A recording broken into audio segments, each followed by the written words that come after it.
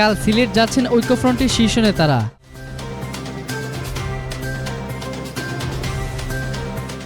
একাদশ জাতীয় সংসদ নির্বাচনে সিলেটের বালাগঞ্জে সহিংসতায় নিহত ছাত্রদল নেতা সাইম আহমেদ সোহেলের পরিবারের পাশে দাঁড়াতে আগামীকাল সিলেট যাচ্ছেন ঐক্যফ্রন্টের শীর্ষ নেতারা।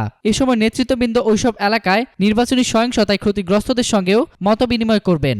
আজ সন্ধ্যায় ঐক্যফ্রন্টের দপ্তরে দায়িত্বে থাকা জাতীয়তাবাদী তাঁতি দলের সহসভাপতি জাহাঙ্গীর আলম মিন্টু ব্রেকিং নিউজকে এই তথ্য জানিয়েছেন। তিনি জানান, আগামীকাল সকাল 10টার একটি ফ্লাইটে নেতৃত্ববৃন্দ সিলেটের বালাগঞ্জের উদ্দেশ্যে রওনা হবেন।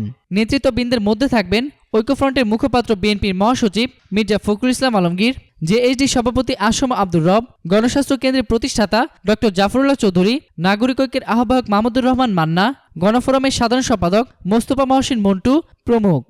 এতক্ষণ ফ্রিকি নিউজের সঙ্গে থাকার জন্য আপনাদের সবাইকে ধন্যবাদ।